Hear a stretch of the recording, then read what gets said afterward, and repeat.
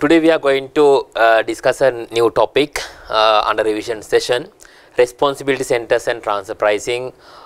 This is a very important topic and there will be a mandatory question in this particular lesson.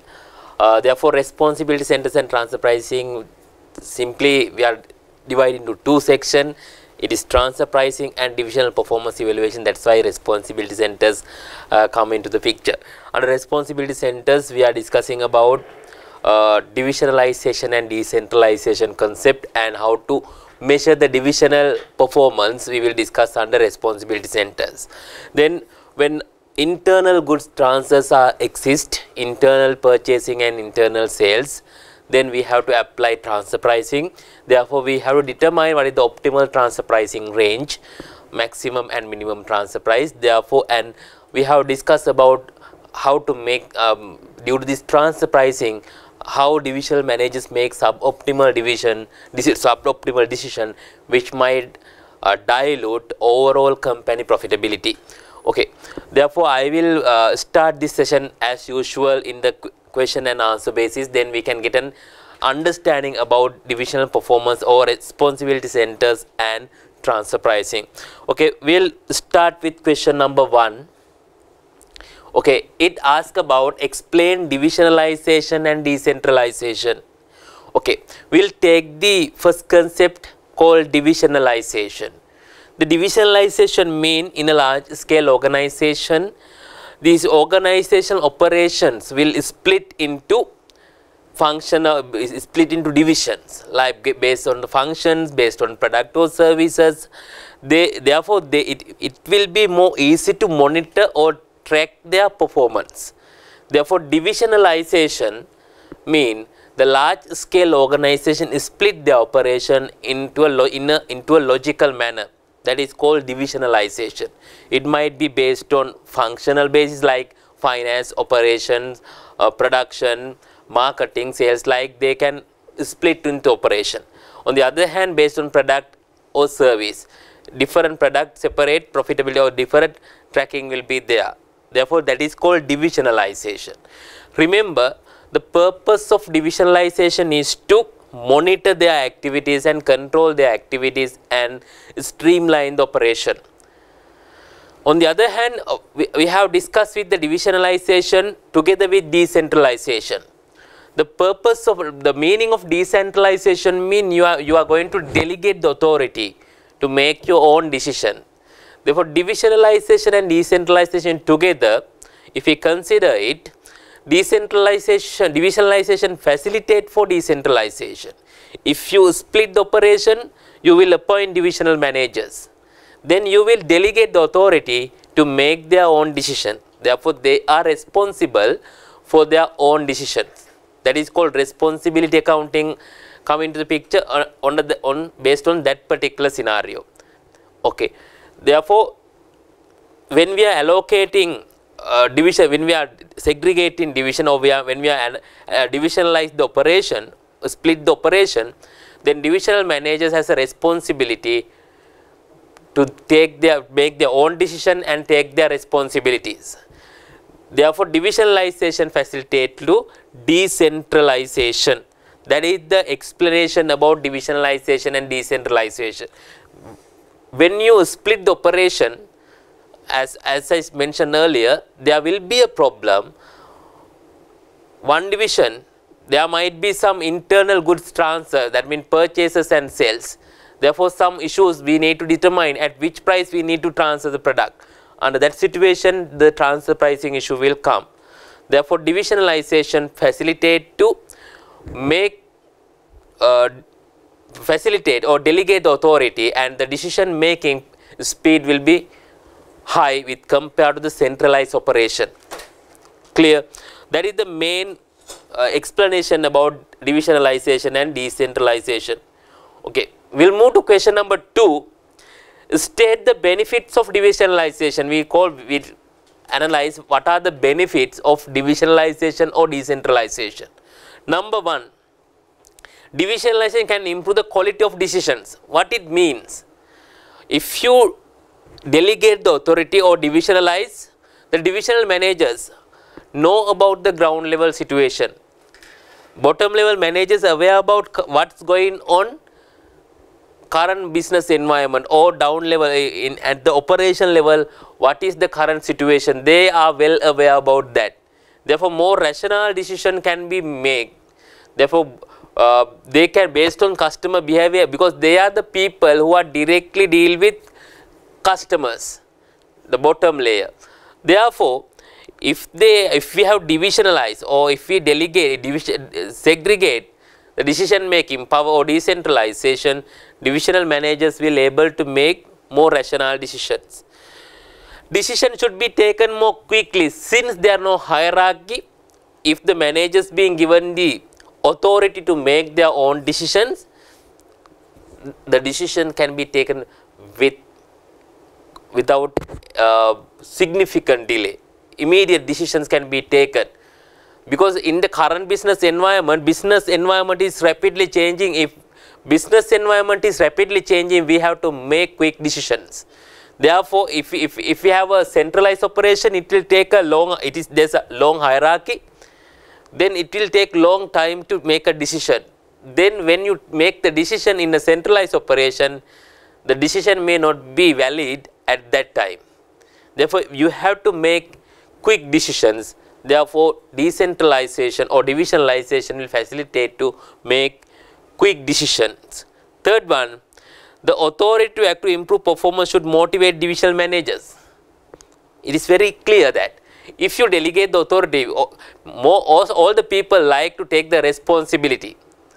Then they will think that, okay, I have considered as a key performer or key employee. They valued my service. Therefore, employees will be motivated if they have assigned some responsibilities.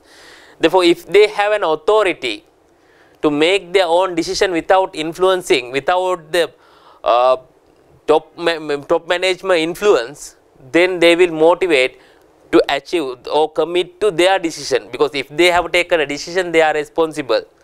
Therefore, they will be committed to achieve that desired target. Okay. Therefore, authority to act improve performance should motivate divisional managers. Fourth one, frees top management involvement into day-to-day operations and allows them to devote more time to strategic planning. If they daily interact with daily operation, they will look at about petty cash, they will look at about some payment vouchers, they are checking some payment vouchers. If they allocate more time for that daily operation, they may not have sufficient time to focus on strategy development. Therefore, if they have allocated some divisional managers for each section, each division, then they have more time to focus on their strategic planning. Therefore, they can identify what's going on external market, what are the business opportunities, in which extent we need to expand our business.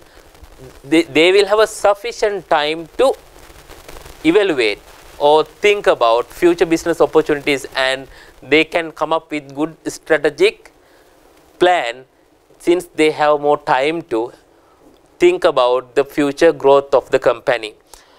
Final one, valuable training ground for divisional managers, because we have to have a succession planning. Therefore, if we can train our ground level or bottom level management, what will happen? When it comes to next level, they will have been properly trained to the top level management. Therefore, we can groom our divisional managers into the next level of senior level of management.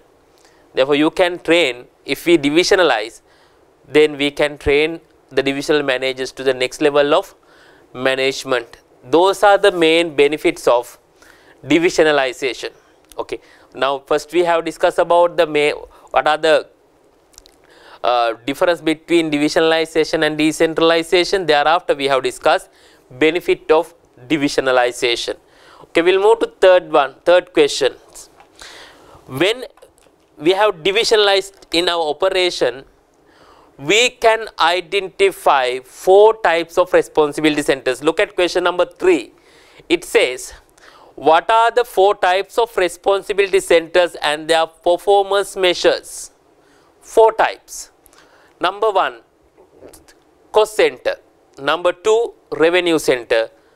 3, profit center and investment center. There are 4 types of responsibility center. What is the responsibility center? Responsibility center means the manager of that responsibility center is responsible for their performance. As an example, cost center manager, he is responsible for minimizing controllable cost. There are 2 types of cost, controllable and uncontrollable cost. They are not responsible for uncontrollable cost. They are responsible for controllable cost only. Okay, we'll look at cost center. It mentioned that manager has control over controllable cost. How we measure the performance? You can do variance analysis and efficiency measures you can do. You can compare actual performance versus target performance. You can compare current year performance against the last year performance. Therefore, you can do a variance analysis and efficiency measures. Revenue center. Remember, they are only responsible for revenues. Okay, they have no any responsible for cost. Therefore, their responsibility is to maximize the revenue. Therefore, you can look at revenue growth, whether they have improved or not. You can perform variance analysis as well, whether it has been improved or not. Profit center, they are responsible for generating sufficient profit or improving profit. Therefore, in a profit center, they are responsible for both revenue and controllable cost both. Okay, any division who are operating as a profit and profit center, they are responsible for both cost, controllable cost and revenues. Okay, here it mentioned manager has control over controllable cost and sales price, including transfer prices. The principal measure is profit. You can compare last year profit with current year profit. Whether profit growth is achieved or earning, you can even perform earning per share, it has been improved or not. You can compare whether it has been reduced or increased. Investment center. Investment center, look at, they are responsible. It has many variables. You need to undertake profitable investment opportunities. Therefore, investment center, you have to look at evaluate the performance. They are responsible. Manager of investment center is responsible for controllable cost, sales price, output volumes, investment in non-current asset and working capital. They are responsible all of those income, revenue, cost and working capital, investment in non-current asset, everything is under their control, their supervision. Therefore, they are responsible for all of these cost and revenue and output and all. Therefore, their measurement, their performance will be measured based on return on investment, like return on capital employed, we can call return on capital employed, and residual income. Those are the measures, NPV, IRR, those are the measures available to evaluate the performance of an investment center manager. Okay, while we are evaluating investment center, those measures are available. Okay, that is question number 3. Okay, we'll move to question number 4. Explain the potential benefits of operating a transfer pricing system within a divisionalized company. Okay, if we divisionalized, now there will be some section who are purchasing product or service, on the other division will be purchases, other division sell, other division will purchase. If we have a proper transfer pricing system, it will lead to a goal congruence by motivation of the divisional managers. Divisional managers will be motivated. Therefore, if you look at about the transfer, how it operates, when goods are internally purchased and sell, I will take, there are 2 divisions. In between 2 division, I will take one division called supplying division. Supplying division. Supplying division. This is supplying division, is the division who sells the good. The division who purchase the goods internally we call receiving division. receiving division,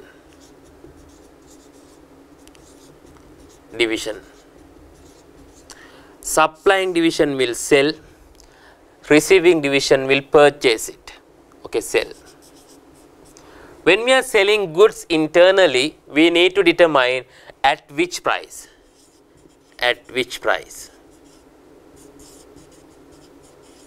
We have determined, we have a problem at which price we need to transfer the goods to from supplying division to receiving division. Okay. Therefore, that is called transfer price problem will arise. Transfer pricing will apply here. Transfer pricing.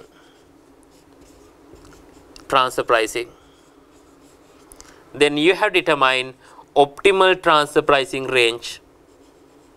Optimal transfer pricing range. Optimal transfer pricing range. Therefore, this is how transfer pricing will operate. Supplying division will sell the goods to receiving division. Therefore, what price we need to charge, that is coming under transfer pricing. Therefore, there are some benefits. Number one, it can lead to goal congruence by motivating divisional managers to make decisions which improve divisional profit and improve profit of the organization as a whole. Therefore, it will motivate managers to make their own decision and improve the divisional profitability as well as company profitability. This is a reasonable measure of the managerial performance of the division. Yes, you can properly measure their performance. Assume if this division only supplying to internally, but when you are selling internally, you can recognize the revenue for this particular division. Therefore, their divisional performance can be evaluated. Here this division can recognize the revenue even you make the internal transfer. Assume this supplying division is not selling outside. If they only sell internally, they can recognize the revenue due to transfer pricing. Therefore, divisional managers will motivate. If they, since they have no external market, if we have not given any revenue, they won't be motivated. Therefore, they will be motivated if internally we transfer the goods or service. Number two, this is a reasonable measure of the managerial performance of division. Yes. 3, it prevents dysfunctional decision making. Okay. Final one, it should ensure that divisional autonomy is not undermined. Therefore, each divisional managers has given autonomy to make their own decision. Selling price and purchasing price, selling and purchasing decision can they make your own decision. Therefore, divisional autonomy is there. They can maintain divisional autonomy, each division.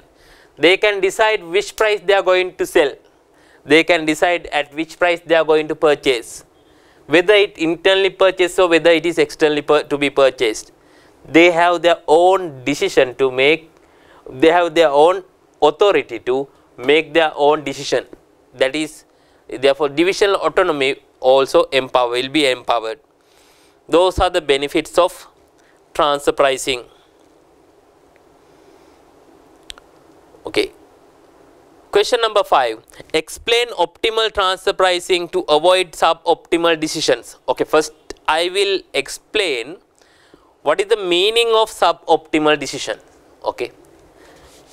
Supplying division and receiving division is there. Okay. Now you are going to decide optimal transfer price. Okay, optimal transfer price.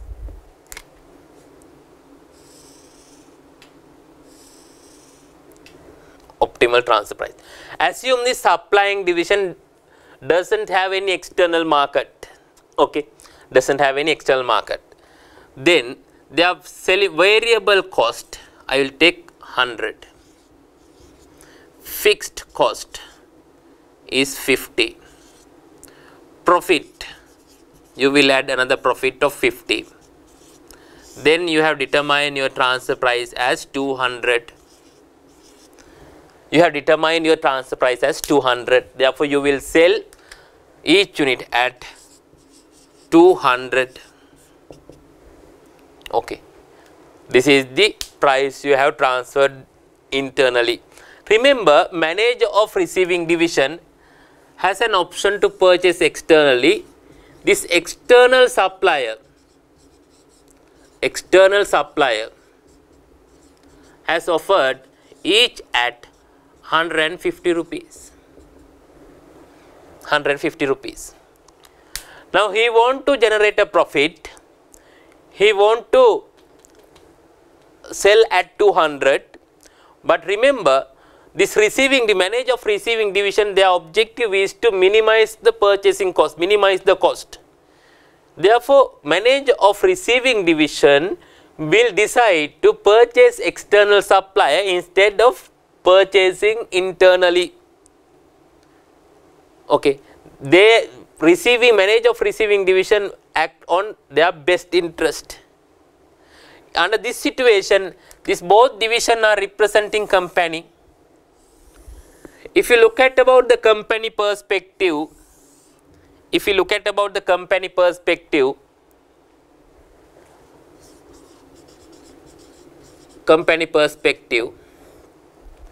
since this supplying division does not have any external market, if they are not supplying to the receiving division, they have to close down the operation. They won't produce anything, but they have to incur fixed cost.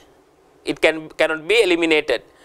Now you can see, if it produce internally, your marginal cost is only 100 rupees, because there is no opportunity cost, there is no any external market. The relevant cost is 100. If you produce internally, the variable cost or marginal cost is 100. Okay.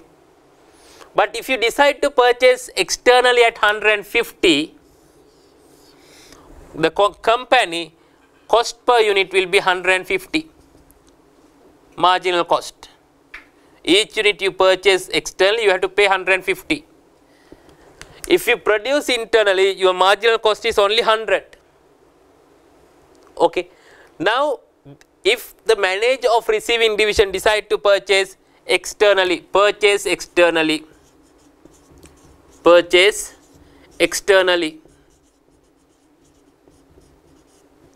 the group will lose, each unit, group will lose, or company lose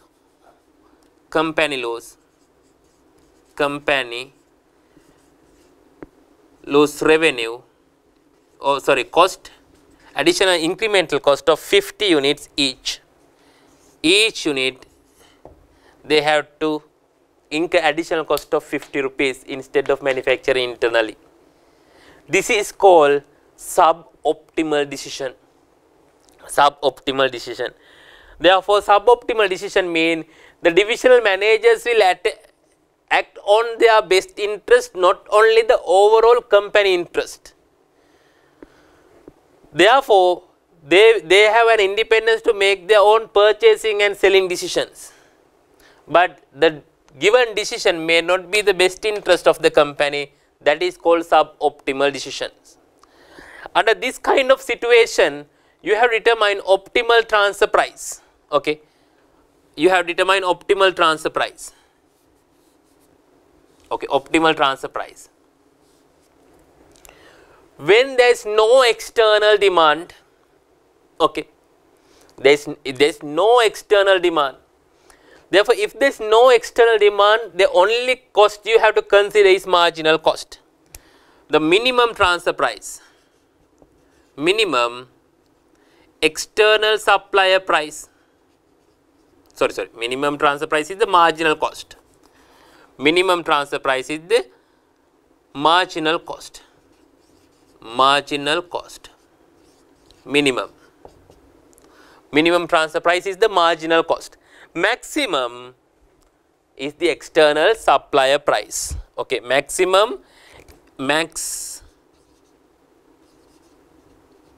external supplier price.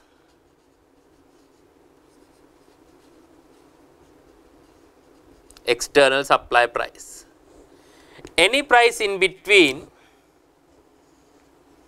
is optimal. Any price in between is optimal. Okay. Generally, maximum transfer price is the external supplier price. When there is no demand, then you can determine minimum and maximum price. Assume due to internal transfer, if there is a cost saving, that cost saving you can deduct from the external supplier price, then you can determine the maximum price as external supplier price minus in cost saving from internal transfer. But remember that transfer price we call adjusted transfer price or negotiated transfer price කියන්න පුළුවන්. It is adjusted transfer price. What we have done, external supplier price minus any cost saving from internal sales we will consider as maximum. Therefore, in any price in between minimum and maximum will be an optimal.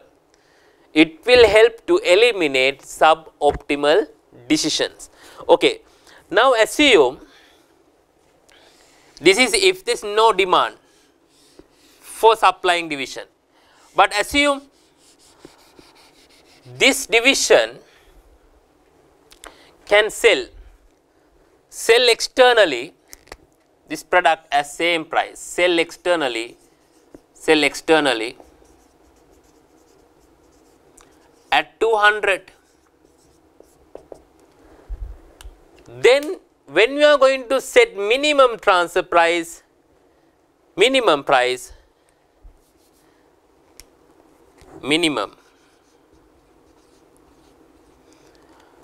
you have to take marginal cost plus or variable cost plus margin. I will take marginal cost plus opportunity cost.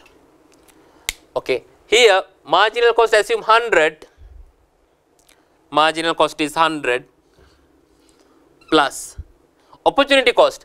If you sell internally, you have to sacrifice contribution of how much? 200 minus variable cost 100, variable cost 100 after deduction of 200, your contribution per unit is 100. If the perfect external market exists, you have to transfer at 200, that is a minimum transfer price. Okay, minimum transfer price is 200. Got my point? If the supplying division has a perfect external demand, then you have to determine minimum price as marginal cost plus opportunity cost. Okay. Dude, assume if you sell externally, there will be additional selling cost. Okay, additional selling cost. This is additional selling cost of 20 rupees. Then what is your minimum transfer price? Same. Your marginal cost, variable cost 100 plus another selling cost, they are 120. Therefore, your marginal cost is 120. Okay. Look at supplying division, the variable cost 100. If you sell externally, you will get only how much? You will get only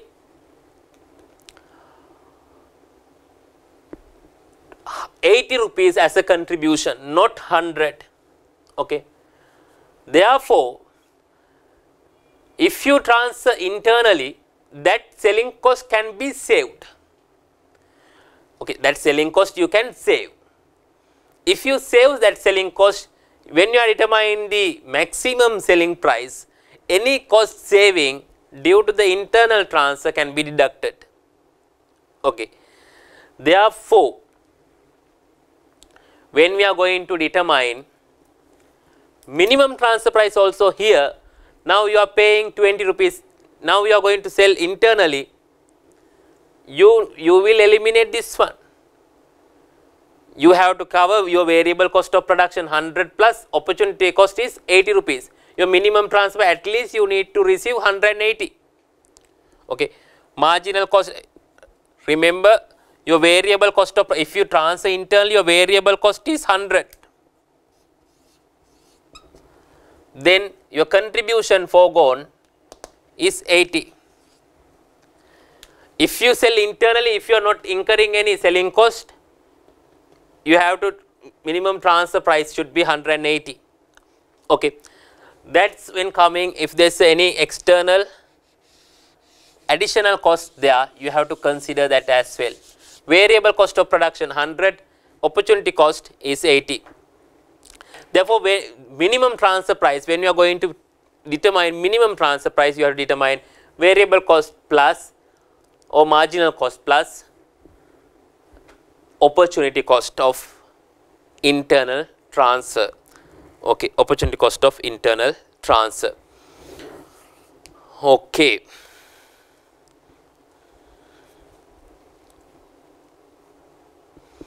Okay, minimum price you can look at when there is a perfect external market, the minimum transfer price should be marginal cost plus opportunity cost.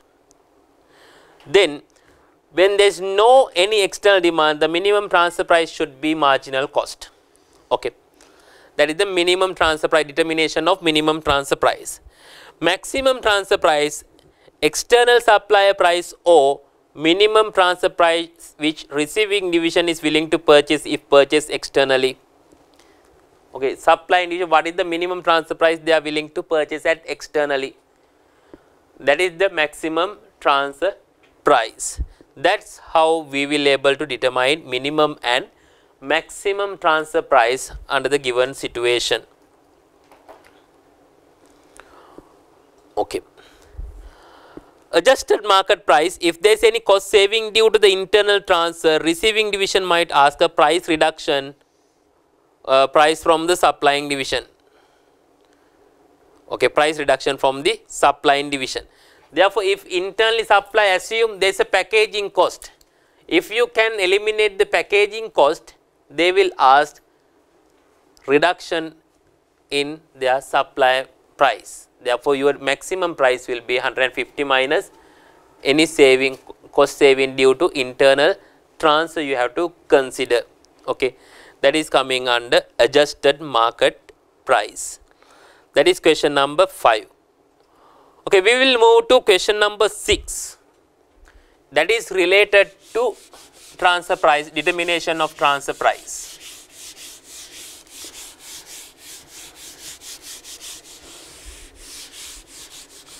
Read the illustration of question number 6. Division R sells one of its product to division S in the same group. The product cost consists of rupees 164 material, rupees 64 direct labor, rupees 10 rupees for variable overhead and rupees 110 for fixed overhead. R division sets its profit margin equal to 40% of the variable cost. What is the ideal transfer price if R is operating at full capacity with perfect external market? Remember, if there is a perfect external market, your selling price or transfer price should be market price. That means opportunity variable cost or marginal cost plus opportunity cost. Okay, we will calculate how the value of the transfer price. Direct material 160, direct material 160,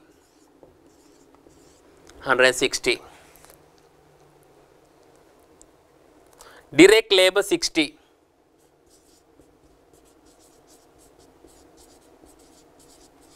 direct labor 60, variable overhead 10, total variable cost per unit, variable cost 230, variable cost 230. Then you have to add a profit markup of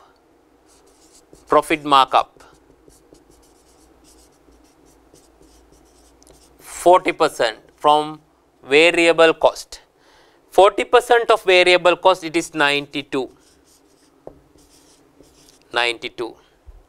Then fixed overhead is 110 rupees. Fixed overhead 110. Fixed production overhead 110. Okay. Then this is the selling price. Or this is the transfer price.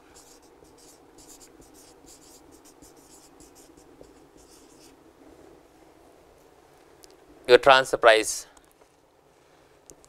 That means your external selling price also same. It should be 432. You will sell at 432. You have a perfect external demand. Therefore, you will sell at 432. That means 230 plus your opportunity cost is 202. That's how it is coming 432. The answer should be number 2. Answer is number 2. Answer is number 2. That is for question number 6. Question number 6. Okay. Now we look at question number 7. Same illustration, but it says a different thing. Question number 7. Division R sells one of its product to division S in the same group. The product cost consists of rupees 160 material, rupees 60 direct labor, rupees 10 for variable overhead and 110 for fixed overhead. Okay. R division sets its profit margin equal to 40% of variable cost. What is the ideal transfer price if R operating at less than full capacity? Remember, it is operating less than full capacity. Less than full capacity. That means less than full capacity mean there are some idle capacity exist. If there is no full capacity utilization, then your minimum transfer price, there is no opportunity cost of utilizing that facility. Your opportunity cost will be 0. Therefore, you need to cover the minimum cost should be your marginal cost, that is variable cost. Okay. If you are operating under normal capacity, therefore your answer should be 4. This is for question number 7. Under question number 7, your answer should be 230. You will not consider external market price or anything. You will consider you need to recover minimum of your variable or marginal cost, because you have an ideal or idle capacity. That means there is no opportunity cost at all. Therefore, answer should be for 230. Question number 8. That is relating to dual rate transfer pricing system. Okay. Read the illustration. A dual transfer pricing system is set up where the two sides cannot agree on a price and a difference between the two sides is absorbed by the home office. A ready market price is not available and two sides must come up with an agreeable price. The buyer buys at variable cost and seller only sells at full cost. The two sides agree to use cost basis for transfer pricing. None of the above. The relevant answer is number 1. Both sides is not agree with the price. Then difference between the price will be absorbed to home office or it will be absorbed to company column. It operate like this. Dual rate transfer pricing. We'll take division who sells the good. Their objective is to maximize their revenue and increase the profitability. Okay, there are two, as I explained, there are two divisions. This is supplying division. Supplying division. What is their objective? The objective of supplying division is to increase revenue, maximize revenue.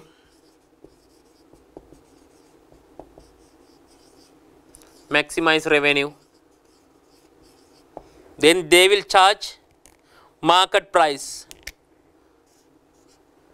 They will charge market price. Market price. Market price. But the receiving division is not willing to accept market price. Receiving division.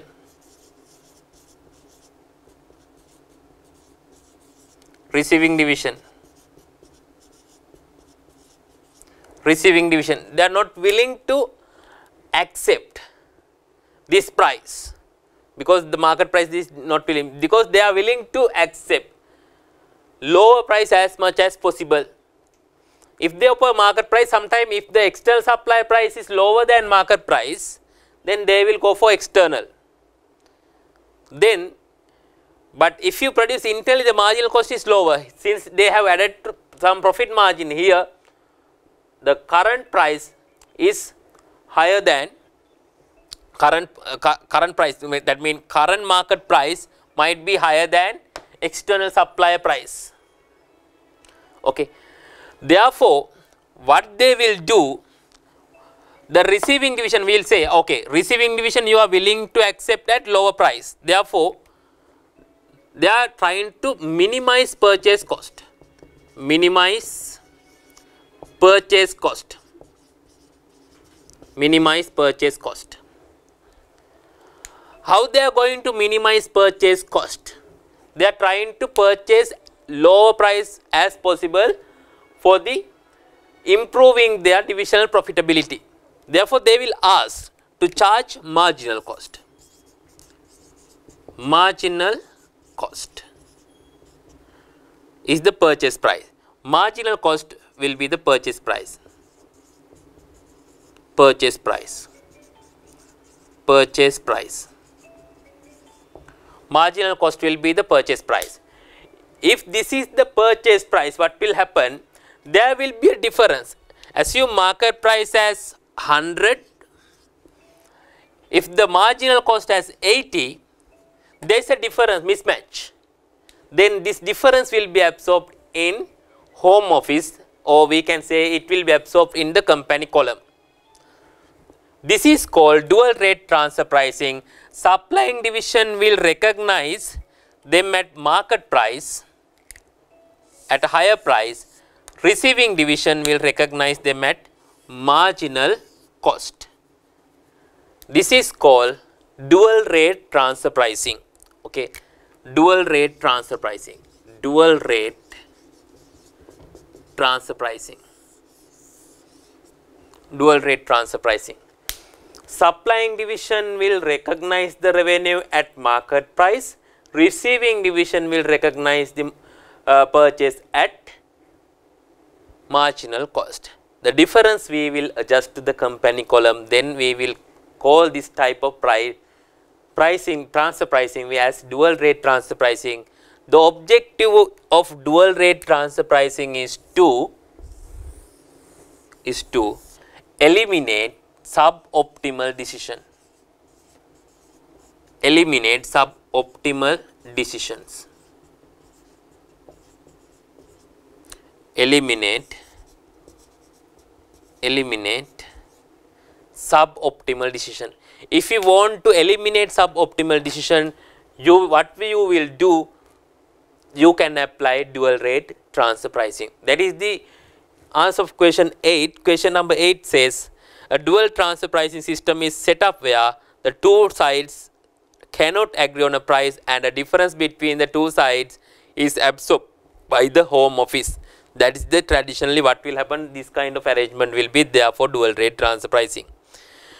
Question number 9, answer already highlighted. Okay, anyway, we will look at it, what we are going to do. At the end of 2011, an investment center has net asset of $1 million and annual operating profit of $190,000. Okay. The bookkeeper forgot to account for the following. A machine with a net book value of 40,000 was sold at the start of the year for 50,000 and replaced with a machine costing 250,000. Both purchase and sales are on cash transactions. No depreciation is charged in the year of purchase or disposal. The investment center calculate return on investment based on closing net assets. Okay, therefore, what we have to do, you have to find out what are the closing net assets and profit due to these unrecorded transaction. Okay, due to this unrecorded transaction, the impact you need to assess how it affect to the profitability and how it affect to the net assets. Year end net assets and profits being given. Okay, I will take profit given $190,000. Okay, net assets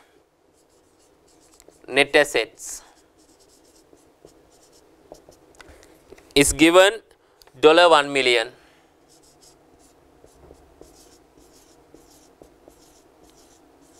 $1 million, 190,000 and 1 million. Okay, a machine worth of 40,000 was sold at the start of the year for 50,000.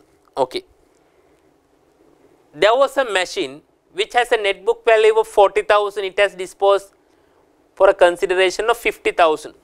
We will adjust to net asset. Number one, you are disposing $40,000 worth of machinery. Then net asset will fall. On the other hand, you will receive the cash consideration of 50,000. Okay, then it will improve the net asset position. Remember, net book value 40,000, sales proceed 50,000. There is a profit on disposal. How much? 50,000 minus 40,000. There is a gain, disposal gain of $10,000. That need to be recorded, 10,000. Okay, that transaction been done. In order to replace this new machinery, after disposing this machinery, new machinery was bought at 250,000. Okay, therefore, new machinery bought while paying cash. There is addition of 250,000. That is machinery, and cash will be reduced by 250,000. 250,000. You have to spend 250,000. Now, those are the unrecorded transactions. Now, we have recorded these transactions. Now, look at what is the profit and what is the value of net assets. Profit will be $200,000. $200,000. Net asset 1 million minus 40,000 plus 50,000. That means 1 million 10,000. There is a zero effect, plus 250 minus 250. That means your total net asset will be 1 million 10,000. 1 million 10,000. That is the net asset, closing net asset. Now you need to calculate return on investment, ROI. Net profit divided by closing net assets into 100. Net profit $200,000 divided by $1 million 10,000 into 100.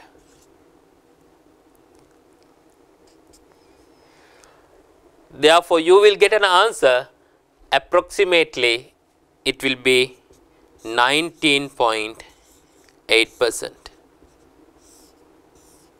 19.8%. 19.8%. This is the answer for question number 9. This is for question number 9.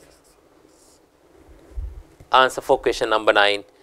19.8 is the return on investment. Okay. Now we are going to look at question number 10. Question number 10.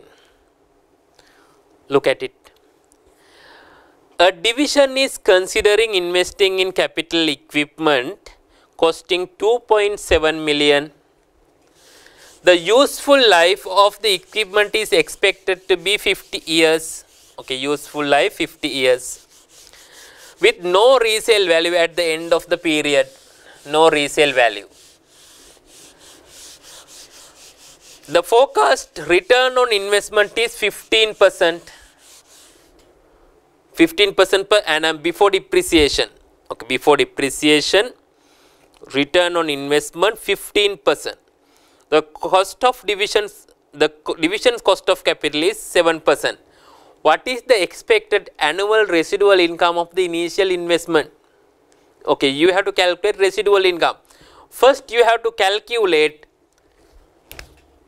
return on investment 15% before depreciation. Therefore, shall we calculate return before depreciation?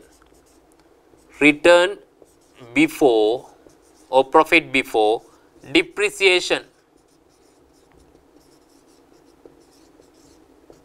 It says 15% on initial investment. Initial investment 2.7 million. $2.7 million. 2,700,000. Okay. This is the initial investment. 2.7 million. 2,700,000. Out of that 15% is the return on investment. The value should be 405,000. Okay, I will take 405,000. This is the profit before depreciation. Now you have to take the accounting profit, therefore you have to deduct depreciation. Depreciation. Depreciation. Depreciation how much? This 2.7 million will be depreciated over 50 years without no residual value. Therefore, annual depreciation would be 54,000. 54,000. Then net profit. Net profit after depreciation. Net profit will be 351,000. 351,000. When you are going to calculate residual income, you have to remove cost of capital charge from the net profit you have calculated here. Therefore, I will deduct cost of capital charge. Cost of capital charge.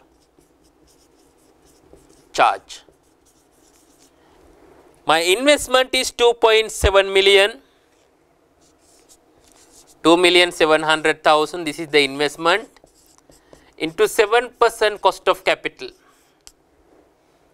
7% cost of capital. It becomes 189,000. Cost of capital charge. Then you will receive a residual income. Residual income of 162,000. Residual income of 162,000. Therefore, answer should be 3. Third answer is the correct answer. $162,000 is the residual income of this particular division. Clear? Therefore, when we are going to calculate residual income, what we are going to do? We will calculate net profit, then you will allocate cost of capital charge from the capital you have invested. Then you will get residual income. If it is a positive one, you will undertake, because it will overall profitability will be improved due to residual income. But when it comes to return on capital employed ROI, it is a percentage. You will not accept even it generate a positive residual income, because if it fall below the divisional ROI, if an investment below divisional ROI, you will reject it. But it might generate positive residual income, therefore you have to make the decision based on residual income under that scenario. That is question number 10 of the last transfer pricing. Question number 11, it says use 2017 December CA Sri Lanka business level, question number 4. Okay, we will move to question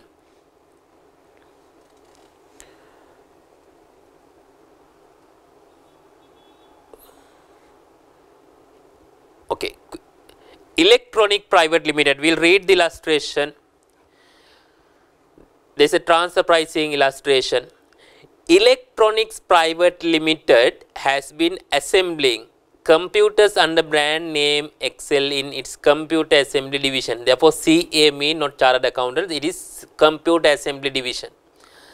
EL has recently commenced an electronic engineering EE division that makes a computer accessory Y for the local market. Therefore, there are two divisions, CA and EE.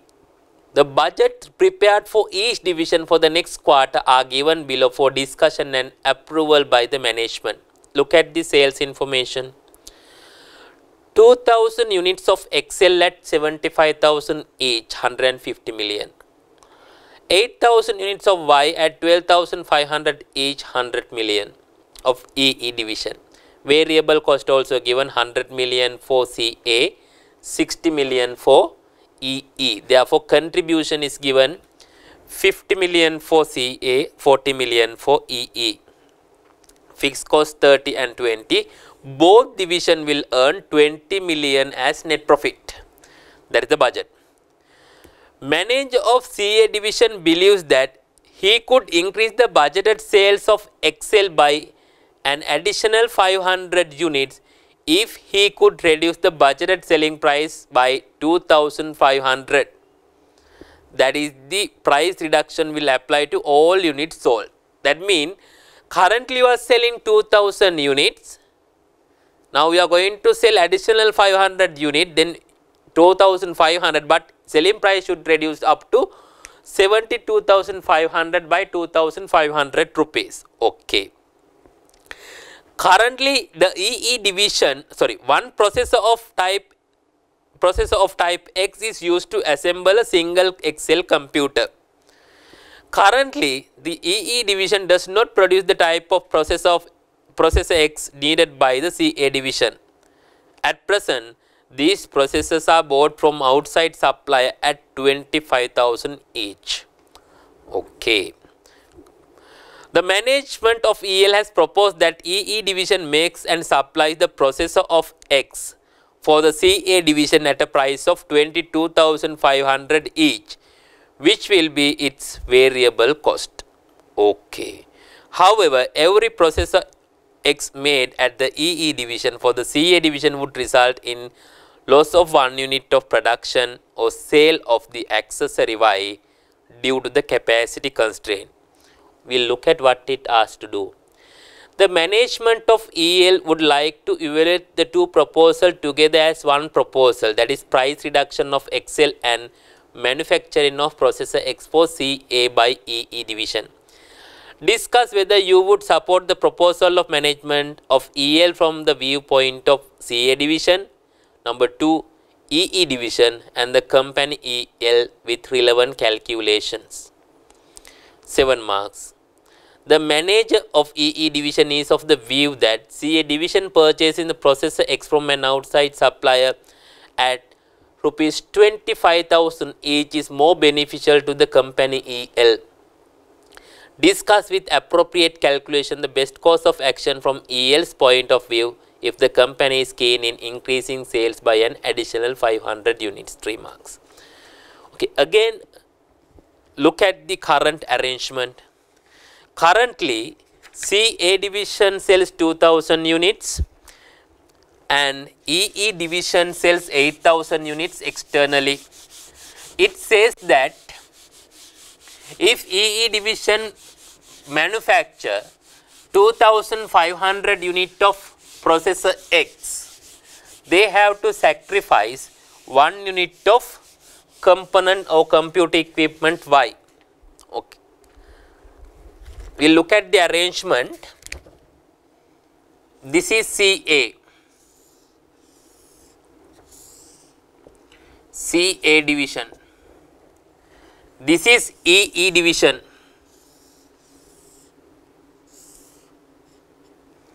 EE division. According to their proposal, currently selling price 75,000, sales units 2000 units. 2000 units. Currently they are purchasing processor X. Processor X at 25,000. Okay. Management is proposing, okay, if you reduce selling price by 2,500, okay, new selling price 72,500, selling price will reduce by 2,500, and they asked to supply processor X from EE division at 2,500. 2,500. In the point of CA division, look at what is the impact. Reduction of selling price will reduce the sales revenue. Revenue per unit will reduce by 2,500 due to price reduction. But on the other hand, processor X will supply from division EE at 22,500. But currently you are purchasing externally at 25,000. There is a cost saving of 2,500. There won't be any impact to the divisional EE divisions profitability or contribution. Okay, net impact to the contribution is 0. But if you supply 500 additional units, you will earn same contribution as currently you are earning. Okay, we will work out how much is it. Okay, CA division. If you look at CA division, their variable cost is given for 2000 unit 100 million.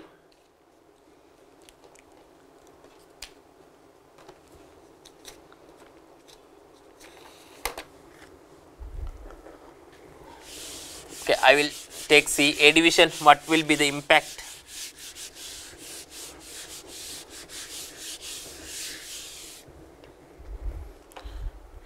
CA division. CA division. Revenue.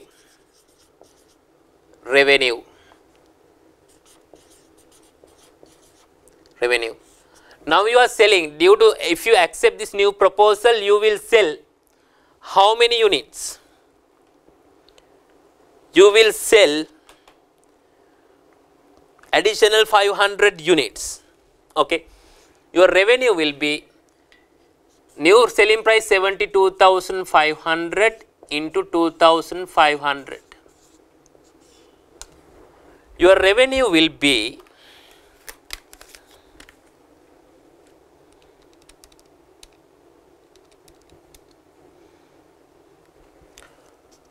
181.25 million. This is the new revenue. 181.25 million is the revenue. Now you are supplying 2500 units. Your variable cost,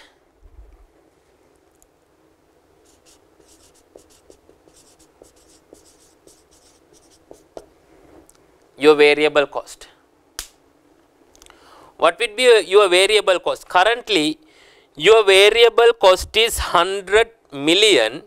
This is for 2000 units. Okay, 100 million for 2000 units.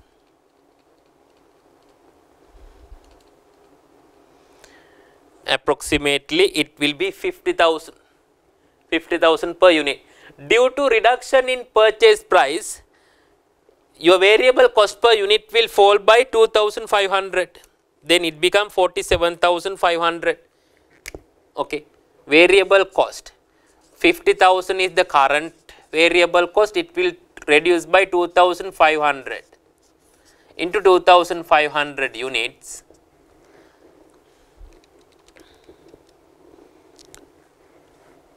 118.75 million is the variable cost.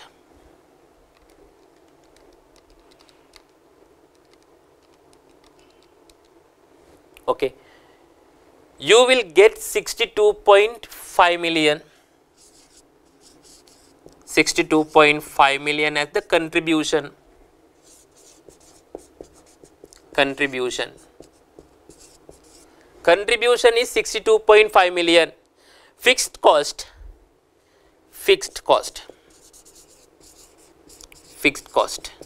How much? Fixed cost is given 30 million.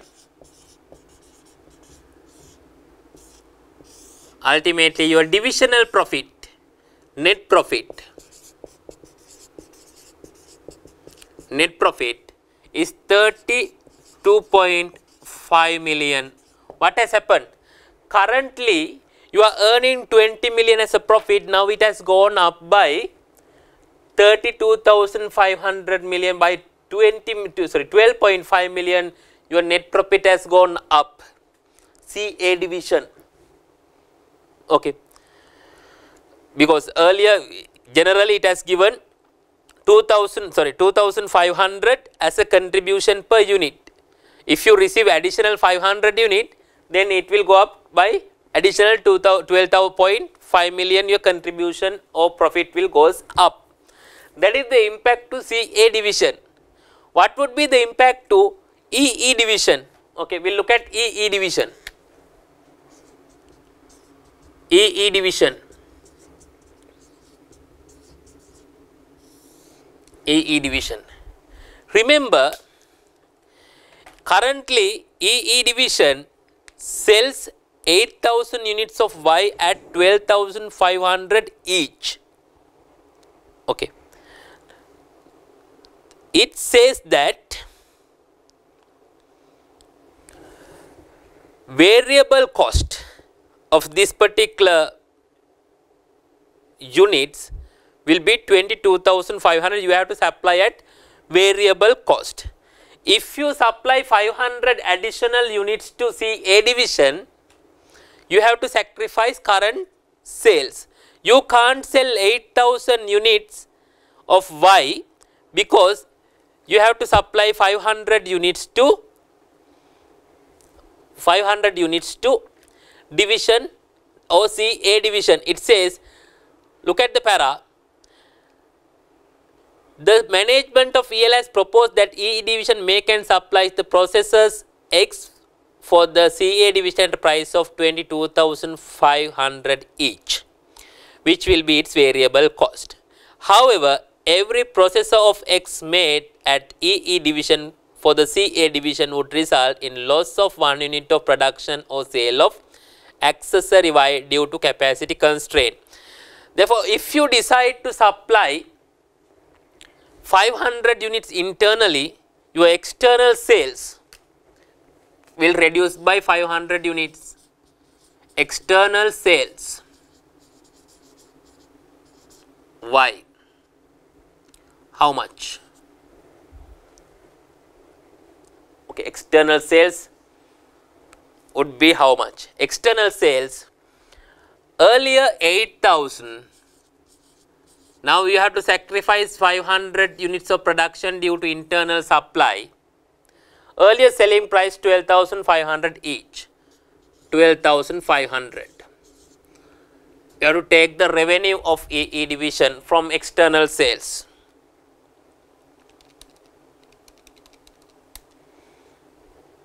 $93.75 million. 93.75 million. Then internal supply. Internal supply. Internal supply. 500 units at 22,500, that is the variable cost. 500 units at 22,500. 11.25 million. 11.25 million. Then total revenue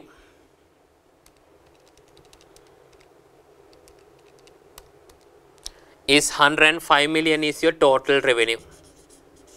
Total revenue. Total revenue. Now you need to deduct variable cost. Variable cost. For external sales, you have 7,500. If you look at the variable cost ratio, if you supply 8,000 unit, your variable cost, EE division variable cost is 60 million. Divide by 8,000, variable cost is 7,500 each. Therefore, 7,500 into how many units? 7,500.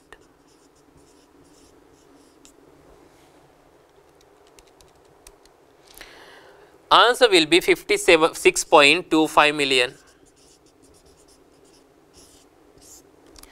Remember, internal supply, this 22,500 is the variable cost of production. You will supply at variable cost. Therefore, internal transfer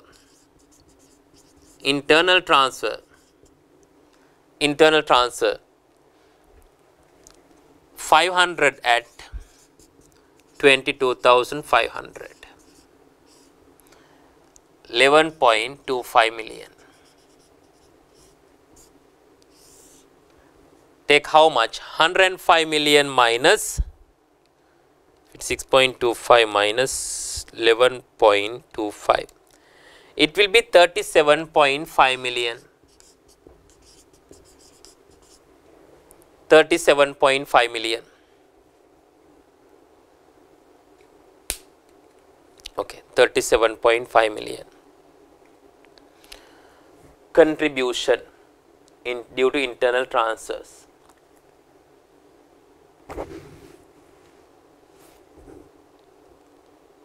Okay, now deduct fixed cost. Fixed cost.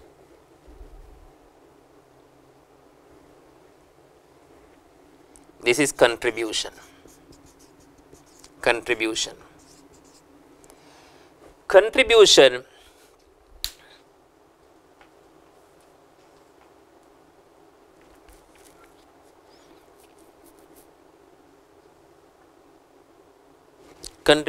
how much it would be? 105.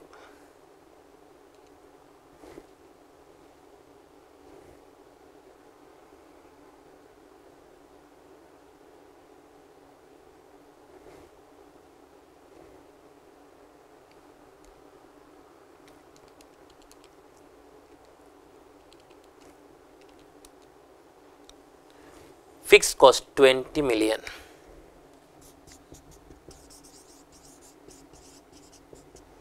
Fixed cost 20 million.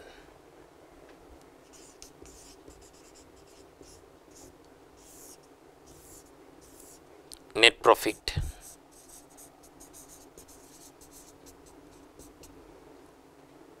7.5 million.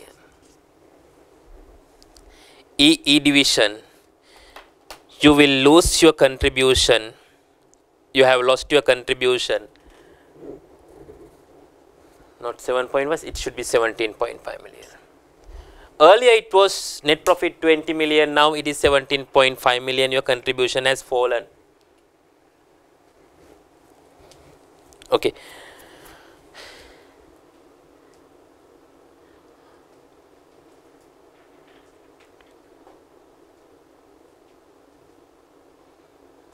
The management EL proposed that EE division makes supplies process X4Y division at a price of 22,500 each. Okay, this should be 2,500. You are going to supply 2,500 unit, not 500, 2,500. All processes you are going to supply 2,500. Then if you are going to supply 2,500 units, you will produce only 5,500 for external sales, then it will be 12,500, 68.75 million. 68.75 million. Internal supply, you are going to supply 2,500 each at 22,500. Okay, 2,500 into 22,500, it is 56.25. 56.25 million.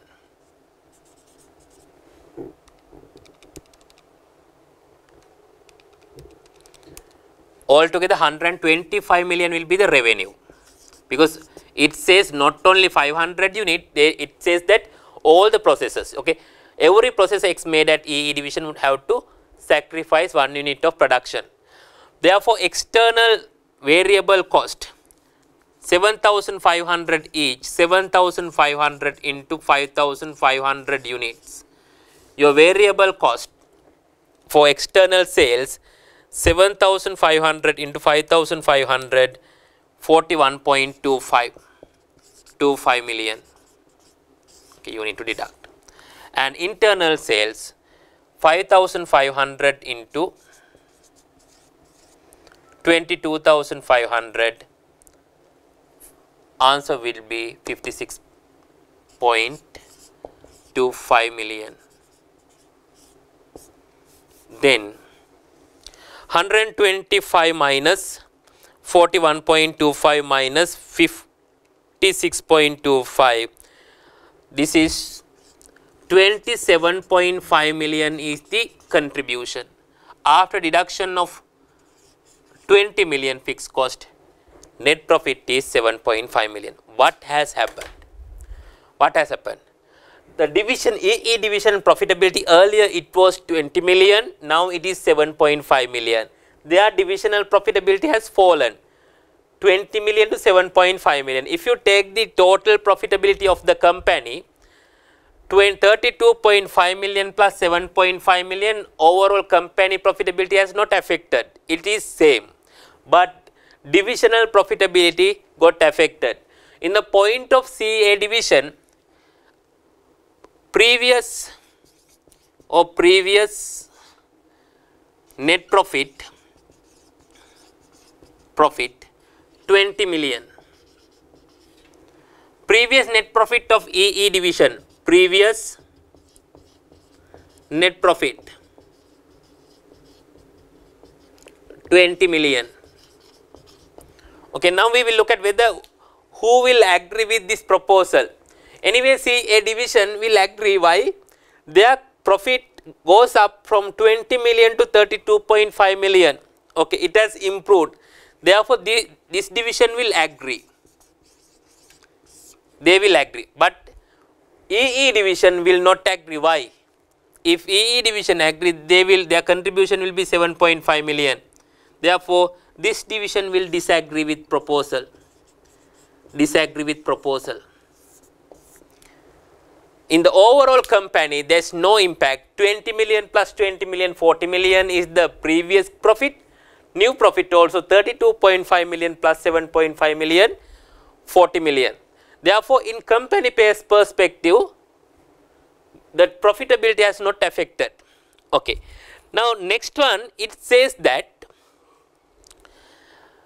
part B, the manager of EE division. Okay, manager of EE division says, the manager of EE division is of the view that CA division purchasing of the process X from and outside at 25,000 each is more beneficial to the company EL. Discuss with appropriate calculation the best course of action from EL's point of view if the company is keen in increasing sales by an additional 500 units. Okay. If we look at, if we decide to purchase from internally, currently EE division generate, because they have operate at full capacity, they have a perfect external demand. Their current selling price is 12,500.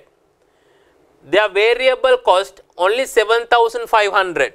Okay. EE division selling price, selling price 12,500. Okay. Variable cost 7,500.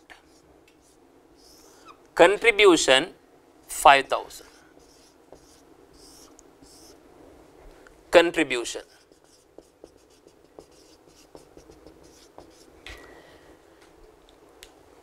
Okay, if we look at CS ratio,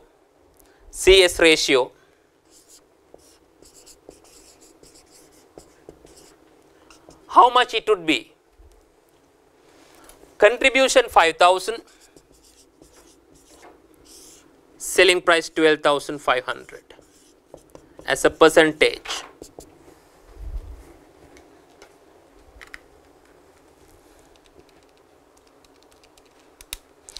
It is 40%. 40%. Therefore, if you decide to manufacture processor X, you have an opportunity cost of 40%. That means 5,000 rupees per unit. Therefore, minimum cost. Okay. Processor X. Variable cost 22,500 plus opportunity cost. If we decide to manufacture in-house EE division, they have to sacrifice their current production. If we lose current production, each unit we will lose 5,000. Therefore, opportunity cost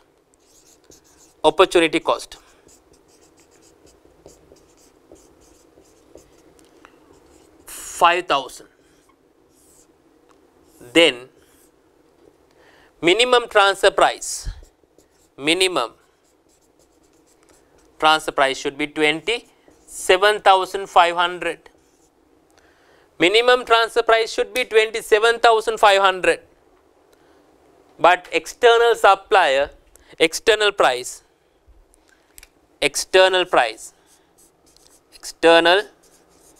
supplier price 25,000. Yes, it is more beneficial rather producing internally. It is better to purchase externally. If you produce internally, minimum it should be cost at 27,500, but externally you can purchase at 25,000.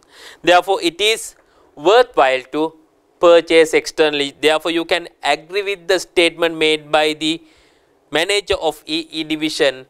The company as a whole will get benefit if they purchase externally at a price of 25,000.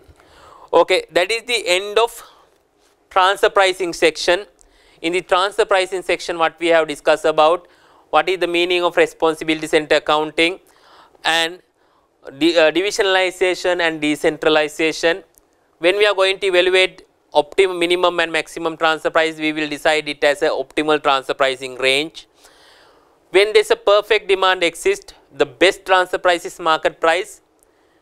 That is, the minimum transfer price should be marginal cost plus any opportunity cost. Then when we are setting maximum transfer price, we will consider external supplier price as the maximum. Then adjusted market price will be used when there is a cost saving due to internal transfer. That is how minimum and maximum transfer pricing will be determined. When you are going to evaluate divisional performance, you can use ROI, residual income, EVA for the evaluation of divisional performance.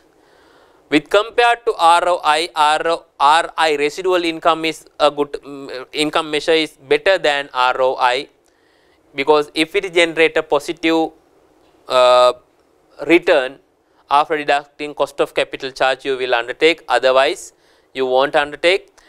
That is the base, that is based on residual positivity of residual income. Okay. When EVA calculation, you have to take net operating profit after tax, which is closer to economic value addition. Then when we are calculating economic value addition, you will take net operating profit after tax, then you will deduct the cost of capital charge in order to arrive economic value added. Okay. Those are the areas which we have covered in transfer pricing. We need to look at in transfer pricing question in the examination. There will be a mandatory question in transfer pricing. Okay, that is the end of transfer pricing session.